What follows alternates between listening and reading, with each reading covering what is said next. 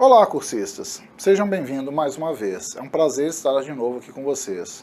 Eu sou o professor Dr. Leonardo Finelli, psicólogo e pedagogo, e estou aqui para a gente finalizar a nossa disciplina em Gestão e Educação Profissional e Tecnológica do curso de pós-graduação Lato Sensu em Docência na Educação Profissional e Tecnológica do IFMNG. Estou aqui então para dar o seguimento e o fechamento do nosso curso. Hoje a gente avança com um pouco da discussão sobre o locus da educação formativa, assim como algumas estratégias para a gestão desse espaço educacional. Lembrando que, como sempre, eu solicito que vocês estejam munidos de papel e caneta para anotar eventuais dúvidas. Assim, vocês podem postá-las no nosso fórum Tira Dúvidas. Então, passemos à nossa aula. Avançamos para a discussão da sala de aula como um processo de gestão formativa. Nessa perspectiva, a gente assume a gestão da sala de aula como uma perspectiva democrática, como a gente já veio construindo ao longo das aulas anteriores do nosso curso. Então agora a gente tem o objetivo de garantir, essa gestão democrática, ela tem o objetivo de garantir a formação de um sujeito ou de um aluno que seja emancipado, autônomo, ativo, crítico, participativo e pensante. Então, para isso, a gente pode estimular competências, atitudes e valores de nossos alunos, encorajando-os a realizações acadêmicas, de modo a garantir uma aprendizagem significativa para uma vida cidadã. Todas as ações administrativas, desde as mais burocráticas às mais democráticas, devem visar o aumento do interesse dos alunos e a ampliação dos índices de sucesso. Então, quando eu penso, por exemplo, numa ação burocrática como, por exemplo, organizar o espaço da sala de aula, trocar as carteiras, salas de aulas maiores ou menores, etc., elas têm uma finalidade de melhorar a qualidade do ensino.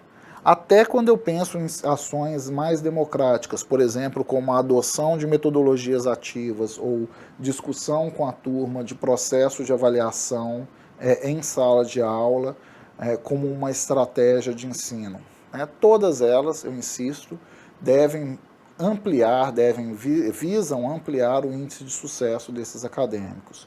Porque esse é o princípio final da educação, esse é o princípio final da escola. É para isso que a gente está aqui. A gente estuda para aprender a ser melhor professor. Essa é a finalidade da nossa pós. Nos tornarmos melhores professores, assumindo que as competências técnicas das nossas áreas de atuações, por mais diversas que sejam, nós já adquirimos e dominamos. Então agora eu preciso que nós melhoremos as nossas competências de transmissão desse conhecimento e tornemos esse conteúdo mais atrativo para o aluno. Então, no espaço de sala de aula, encontram-se situações de disciplina e indisciplina, de formação de alunos e de professores, de ensino e aprendizagem, de reflexões sobre questões científicas, questões sociais, econômicas, políticas da sociedade, entre outras. Ou seja, a gente está falando de um microcosmo que acontece dentro do espaço da sala de aula. Essas situações interferem diretamente na forma sobre a qual o processo de ensino e aprendizagem se dá e sobre a eficiência e eficácia desse processo. Eu acho que eu falei numa das aulas anteriores, quando a gente pensa na educação de base nos anos 80 e 90 no Brasil, e que a gente pensa no processo inicial de inserção de merenda escolar, é porque eu lidava no passado com uma situação de extrema pobreza, onde as pessoas passavam fome, crianças morriam de fome. E esse processo de merenda escolar, ou de suplementação da alimentação infantil, promoviam condições mínimas para o ingresso e manutenção do aluno no espaço de sala de aula. E isso é um problema social. Quando eu penso hoje no uso do celular na sala de aula, eu posso vê-lo como um problema onde os alunos demonstram baixo interesse pela minha aula e começam a comunicar-se utilizando as redes sociais, ou eu posso pensá-lo como um recurso fantástico para introduções de metodologias ativas que auxiliem a aprender a atenção dos alunos. Se eu proponho, por exemplo, ali uma atividade que demanda uma busca, uma pesquisa em termos de algum conteúdo específico, e eu disponho de uma turma que dispõe dos recursos, né, a maior parte dos alunos já dispõe dos celulares, em um campus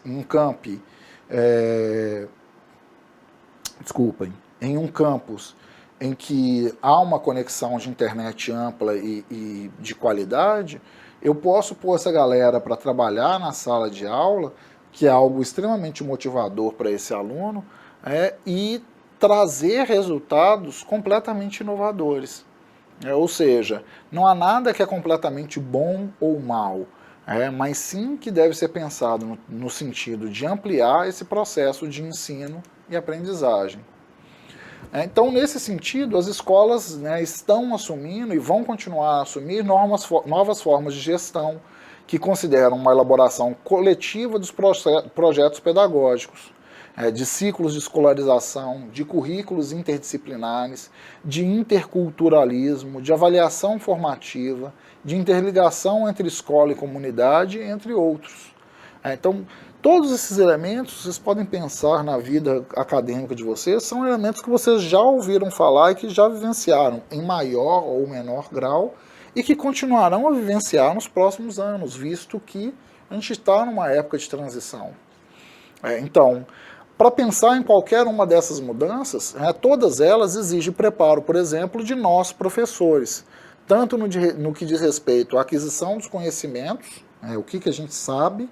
Não dá para mim utilizar o mesmo livro-texto que eu utilizei, que o meu professor utilizou comigo há 20 anos atrás, mesmo ele sendo um livro excelente, ou até dá, desde que eu considere que ele é um livro clássico e que eu preciso complementar essa informação do livro clássico com uma literatura contemporânea, odierna, atualizada. Então, no que diz respeito aos novos conhecimentos, quanto à capacidade de analisar de forma crítica esse novo trabalho. Então, se eu aprendi de uma determinada maneira, se eu trabalho hoje de uma segunda forma que já difere um pouco da forma como eu aprendi, eu tenho que estar preparado para me adaptar, para me adequar, para daqui a 10 anos lidar com outras formas de ensino. Hoje eu já estou aqui dando aula num ambiente virtual de aprendizagem. Ainda tem uma estrutura bastante clássica, de cuspe-giz, onde vocês estão lendo os slides e ouvindo a minha aula. Eu tenho que pensar, então, já de uma maneira mais dinâmica, em problematizar e trazer exemplos, considerando possíveis dúvidas que não estão mais no espaço síncrono da sala de aula, onde o aluno poderia me perguntar A ou B. Então eu preciso já criar esse arejamento na minha aula, até para conseguir um pouco mais da atenção de vocês. Então, lidar com isso, lidar com essas mudanças da tecnologia, lidar com essas mudanças do processo de aprendizagem, requer o desenvolvimento de habilidades e competências do professor em sala de aula. Então, pensando nessas habilidades de gestão de sala de aula, eu preciso, assim como o diretor, em me posicionar como um líder. Eu preciso ser um exemplo, um modelo a ser seguido pelo meu aluno. Eu preciso ser capaz também de projetar os valores institucionais.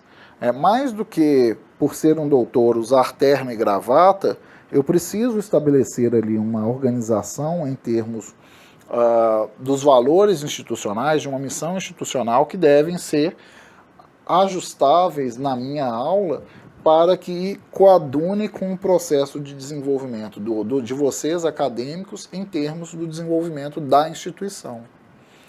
Eu preciso desenvolver capacidade de relacionamento interpessoal em diversas situações.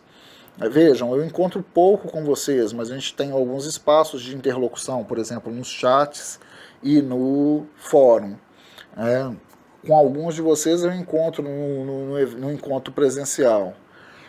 E quando a gente pensa na educação profissional e tecnológica, saindo da EAD, muitas vezes a gente vai lidar com situações de relacionamento nas mais diversas ordens, no campo de trabalho ou nos laboratórios de prática. Então, nesse sentido, depende de nós, professores, muito estudo, leitura e treinamento, para transformar aquele saber conceitual que a gente aprendeu no passado em um saber prático e aplicável para esse aluno. Isso, então, eu entendo que para o gestor, para o professor da educação profissional e tecnológica, algumas vezes é mais fácil, até em função da característica do conteúdo que ele ministra. O professor também precisa de capacidade técnica e eficiência profissional e docente, né? Então, reforço, para isso nós estamos aqui nessa pós-graduação, ampliando a nossa competência docente a partir de uma qualificação profissional em que nós estamos adquirindo mais conhecimento conceitual que a gente vai ter que fazer ajustes para aplicar na prática futura.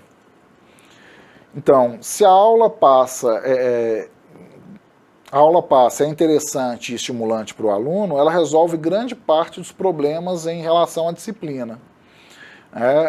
A relação professor-aluno, a relação aluno-funcionário, etc., costumam ser boas, adequadas e bem vistas. Então, pode-se dizer também que o pedagógico é a base, e se esse estiver organizado, os demais problemas são minimizados. Se eu faço um planejamento de aula adequado, se eu chego aqui com conhecimento do que eu quero ministrar, mesmo reconhecendo que há uma certa flexibilidade, e como professor presencial em universidade eu encontro isso constantemente, né? Eu chego em sala preparado para dar uma aula e aconteceu uma grande mobilização política em prol de um pronunciamento do presidente. Aconteceu uma grande mobilização social em prol de uma campanha social qualquer que exista, ou em prol de um desastre ecológico, ou em relação a um assassinato, e por aí vai. São questões que emergem no espaço de sala de aula que eu preciso trabalhar, e que dizem respeito à forma de gerir o conhecimento, de gerir o processo de aprendizagem, mas que também não podem ser focadas em detrimento do conteúdo específico da disciplina. Então, eu preciso de um jogo de cintura para repensar esse trato pedagógico de modo a acolher a demanda do aluno que está na minha frente, sem, por sua vez, abandonar o conhecimento pedagógico, a formação do conteúdo específico que eu quero compartilhar. Então, se na escola e na sala de aula os alunos aprendem com os pares e fazem isso de forma respeitosa, tem-se a regra ética para o desenvolvimento do trabalho pedagógico. Não adianta pensar que é só esse formato de aula, cuspe e giz, em que eu detenho um conhecimento que é transmitido. Isso é falacioso, isso já se mostrou como não sendo o mais eficiente ou eficaz. A participação, por exemplo, de vocês no fórum promove um espaço de interlocução que é rico. Quando eu estou em encontros presenciais com os meus alunos, eu trago alguns exemplos, os alunos trazem outros, e cria um espaço de interlocução em que todos nós, alunos e professor, aprendemos. Então, nesse sentido, eu posso pensar em estratégias eficazes para a gestão de sala de aula. Há diversas estratégias que contribuem para o controle de problemas da sala de aula e, consequentemente, contribuem para um ambiente adequado de aprendizado. Então, um dos pontos que eu preciso pensar alunos vêm de realidades de vida distinta.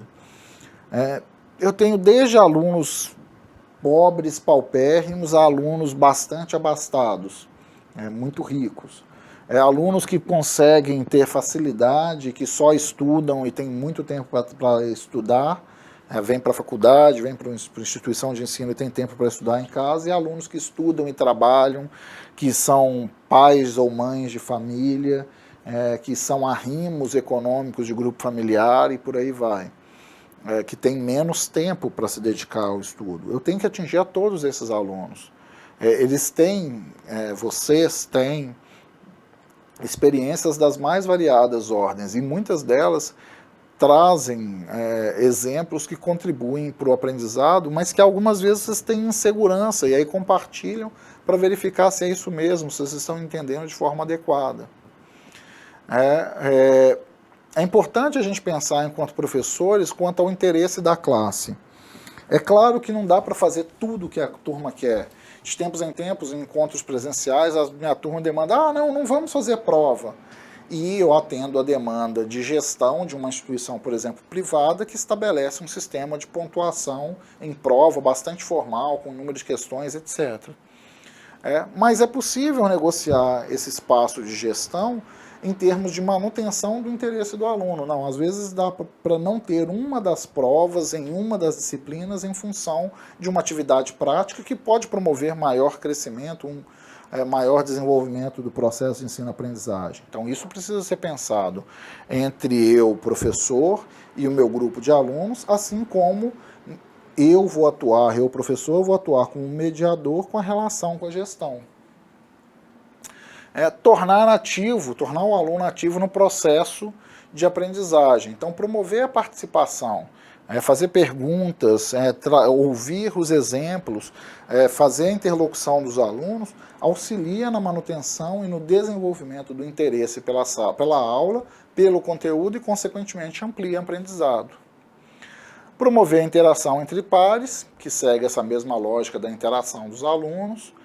Convencer os seus alunos, isso é importante, porque o aluno que reconhece essa empatia real, essa empatia, esse gostar incondicional, e aí eu não estou falando que, como eu disse anteriormente, de querer levar o aluno para casa, etc., mas de um interesse real, sincero e incondicional por cada um de seus alunos, que tem realidades, vivências, experiências das mais variadas ordens e que podem contribuir. Elogiar estudantes de destaque, e isso sempre, assim, quanto mais rápido e mais amplo o elogio, melhor o seu efeito. Lidar com comportamentos tempestuosos, então às vezes o aluno está nervoso, frustrado, alguma coisa acontece que foge ao seu controle, ao seu desejo, ele briga, xinga, grita, etc.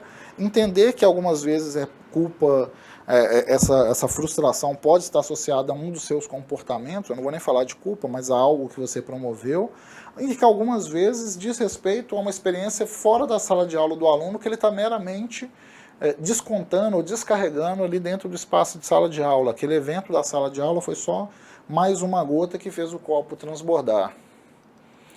Cuidado com a exposição de aluno perante os pares, que tende a criar mais dificuldades para aquele aluno e para a relação com a turma. Então, por exemplo, gritar com a turma, chamar atenção de aluno na frente dos colegas. Se você vai fazer isso, seja claro e diretivo. Vá até o aluno e fale baixo com ele em sua mesa.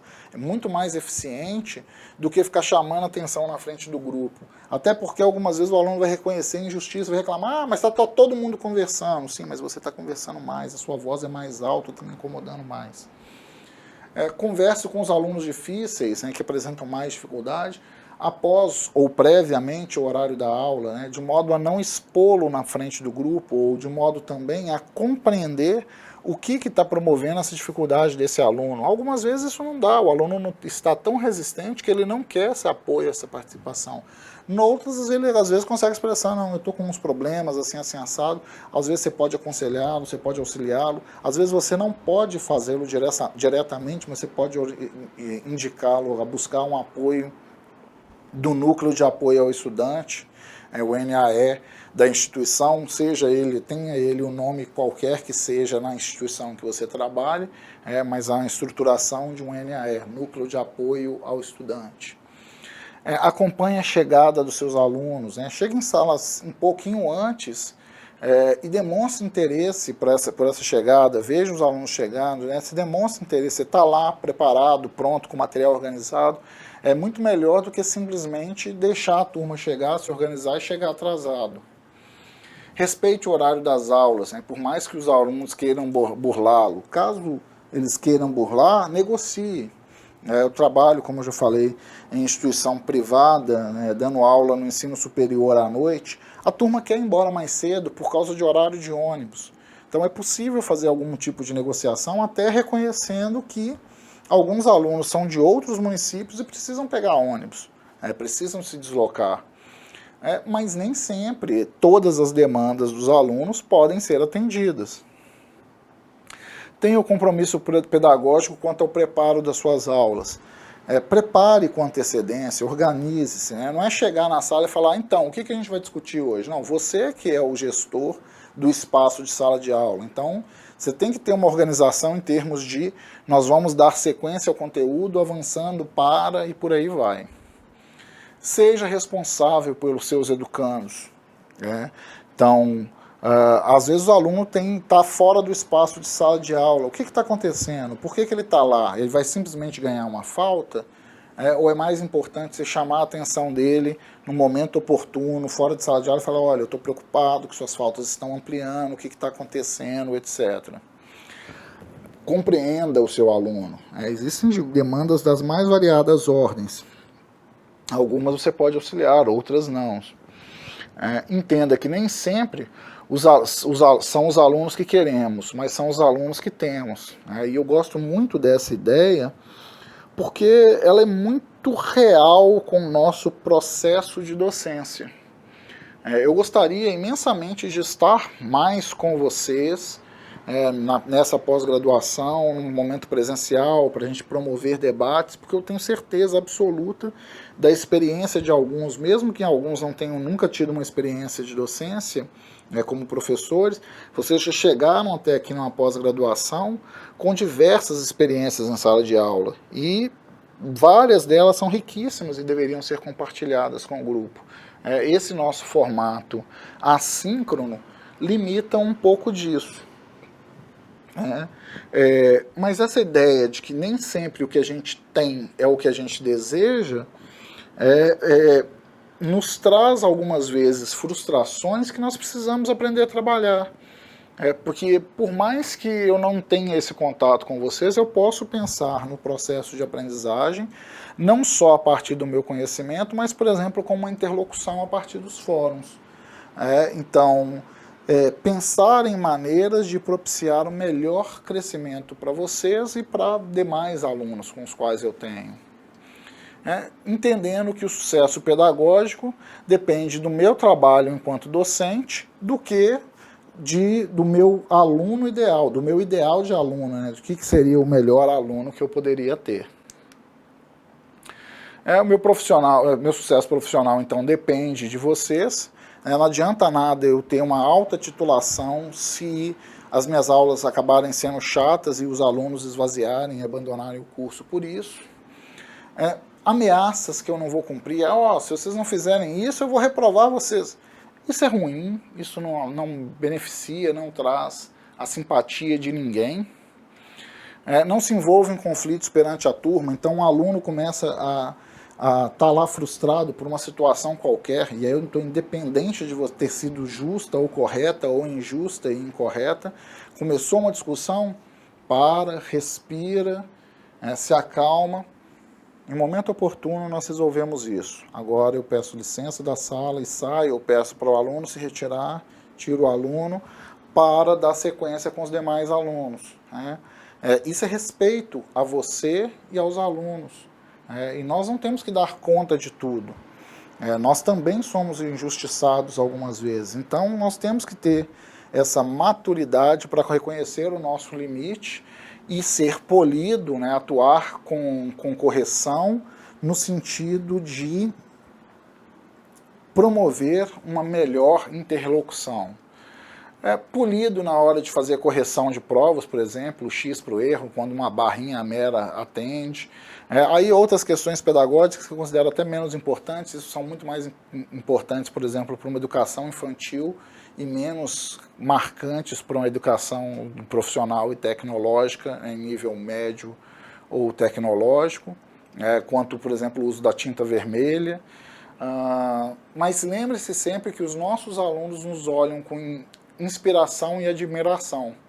Então é importante mantê-la como um elemento de transferência dessa relação, que eu vou nomear até como uma relação de amor que existe no processo educacional. Nesse sentido, é importante ser firme, mas amigável. Às vezes os alunos nos solicitam, alterações que nós não podemos fazer. Nesse momento não é só dizer, não dá para fazer, mas explicar o porquê. E mesmo assim ser solidário. Olha, eu entendo a sua demanda, mas eu gostaria que você compreendesse que eu atendo a um sistema educacional que tem tal e tal limitação, tal e tal proposta, em que essa alteração que você está propondo não é adequada. Vamos pensar em uma outra? E o mais importante, haja sempre de forma justa. Se você errou, peça desculpas. Se o aluno errou, explicite esse erro sem menosprezá-lo, sem minimizar a sua imagem, a sua compreensão, a sua limitação perante o grupo. Porque se você age de forma justa, isso vai ser reconhecido. Mesmo que não seja reconhecido pelo aluno que está criando ali, por exemplo, uma situação de conflito. Isso vai ser reconhecido pelo grupo e vai angariar muito mais simpatia daquele aluno ou daquele grupo do que antipatia. Como a gente está vendo, é uma lista extensa, mas são estratégias de gestão que tornam o controle de problemas de sala de aula bastante eficazes. Elas tornam o nosso ofício de mestre muito mais fácil. Então, alunos diferentes têm comportamentos diferentes. Alguns podem demandar também, algumas vezes, intervenção externa. Como eu disse, você não tem que dar conta de tudo sozinho. Você é parte de uma equipe de gestores educacionais. Então, escolas que assumem seu compromisso interativo, por exemplo, em termos de reuniões pedagógicas regulares, têm muito mais resolutividade na resolução de problemas e na prevenção de possíveis problemas do que aquelas que só reúnem um colegiado para dar nota ao final ou para discutir uma dada questão, problema focal. Então pensem nisso em termos da gestão acadêmica. Eu discuto muito com colegas a questão do espaço da sala do professor. Algumas vezes ele é um espaço subutilizado. A gente está tão massacrado que muitas vezes a gente vê o espaço da sala de aula da sala do professor como um espaço de catarse. Todo mundo chega lá para reclamar, para se queixar, para lamentar. Mas deveria ser um espaço também de interlocução com os pares, de pensar estratégias, de ouvir, de considerar possibilidades que podem ser eficientes em termos de resolução de problemas futuros. A escola será de qualidade quando proporcionar ao aluno a formação cidadã, quando trabalhar em rede e incorporar os valores da democracia, da liberdade, do respeito ao outro e do respeito à natureza. Então, nesse sentido, a gente precisa formar cidadãos para o mundo com poderes de argumentação, com equilíbrio emocional, com visão de trabalho cooperativo, para que a gente possa avançar num mundo ecologicamente correto. E aí, caminhando para o final da nossa disciplina, quanto à avaliação da gestão dos processos formativos, a escola é um espaço em potencial para uma construção contínua. Essa construção contínua, eu falo que é potencial, porque essa construção contínua ela não necessita do espaço meramente formal da escola. Muita gente aprende fazendo videoaula, muita gente aprende vendo tutorial no YouTube, mas isso não dá para esse sujeito uma titulação, um diploma, um certificado de competência. A escola, sim. Mas o processo de aprendizagem é uma construção contínua. Profissionais dos mais diversos segmentos devem acompanhar, então, esse processo de construção contínua do conhecimento, de aprendizagem contínua, porque ele depende da continuidade do atual processo de desenvolvimento econômico e social. Lembrem-se, eu vou usar novamente o exemplo. Há 15 anos atrás, celular não era uma coisa tão comum. Hoje o smartphone impera. Se eu não consigo pensar na minha prática envolvendo o uso desse tipo de tecnologia, eu posso começar a me preparar para me aposentar, porque eu estou falando de uma tecnologia que vai ocupar os espaços, por exemplo, do livro didático. Então, a capacitação permanente dos envolvidos costuma beneficiar o processo para todos. Não é só eu conseguir o meu diploma e fazer uma pós-graduação e conseguir um diploma e mais um incremento no meu salário. Mas é entender que esse espaço de formação deve me beneficiar também em termos da minha atuação profissional. Mesmo que eventualmente eu não venha a lecionar, essa pós em docência deve me auxiliar em termos de pensar, por exemplo, nesses processos gerenciais de como lidar com a minha equipe de trabalho, de como organizar um projeto de treinamento dessa equipe, e por aí vai. Não depende só de nós, professores, a melhoria necessariamente passa por mudanças estruturais que compreendem a construção de uma sociedade mais participativa. Então não dá para colocar nas costas toda a responsabilidade dessa mudança. A melhoria na gerência e no repasse dos recursos para a educação facilita, por exemplo, o acesso e a permanência dos alunos nas escolas e a adoção de uma política voltada para o ensino de qualidade. Então, pensar na avaliação da gestão, nos processos formativos, é entender que tanto o professor como o gestor precisam desenvolver competências e habilidades para o exercício técnico profissional, com o intuito de garantir uma aprendizagem que seja significativa daquilo que vai ensinar ou daquilo que vai mediar. Se antes o trabalho do gestor se pautava num estilo mais autoritário, naquela lógica da administração burocrática, hoje a gente tem que pensar numa gestão participativa. Então, gestores educacionais com perfis diferenciados, líderes participativos que saibam valorizar a prática do feedback, a flexibilidade, a intuição e o saber trabalhar em equipe, considerando competências indispensáveis para o gestor no momento do conhecimento atual. O fato é que na educação, mais do que nunca, é necessário possuir um grande poder de adaptação a essas mudanças. Hoje, em sala de aula, como professor, mais do que conhecer só o conhecimento que eu quero ministrar para o meu aluno, eu preciso pensar em todos esses elementos de gestão que nós estamos discutindo e finalizando nessa disciplina. Preciso pensar em planejamento de ensino, eu preciso pensar em gestão escolar, eu preciso pensar em colegiado acadêmico, em formas de melhoria do processo educacional, em elementos de didática para mudar a minha sala, em metodologias de ensino, ou seja, é um trabalho que vem sendo ampliado, apesar do menor reconhecimento que nós temos tido. Então, como pensar essa avaliação do projeto político da escola? É fundamental que se construa na escola um ambiente aberto às discussões amplas sobre a definição dos valores, missão, política e dos objetivos e metas e estratégias e diretrizes. Na escola nós temos duas avaliações, a institucional e a do projeto pedagógico. Ela deve, então, criar uma uniformidade básica de indicadores e de metodologia institucional. Identificar as características da instituição possibilita compará-la sem ranquear as demais do país, de modo a evitar a punição ou a premiação. Eu preciso de um referencial, na hora que eu falo de compará-la sem ranquear, é porque eu preciso de um referencial externo para entender se o processo que eu estou oferecendo de educação está adequado, está bom, etc. Isso é muito mais importante do que eu ranquear e colocar que ela está na posição X, entre as 10 primeiros, ou Y, entre as 10 últimas, em termos de processo de ensino-aprendizado, porque esses processos eles precisam ser relativizados em termos do contexto que eu estou lidando, em termos dos recursos que eu tenho disponibilizados, sejam eles econômicos, sejam eles recursos humanos que eu estou lidando. Por exemplo, uma unidade do Instituto Federal aberta em uma cidade de uma região pobre e precária pode ter dificuldades em termos de contratação de docentes que sejam doutores, mestres ou especialistas, porque, pela região ter as suas precariedades socioeconômicas, não haviam profissionais com essa formação na região.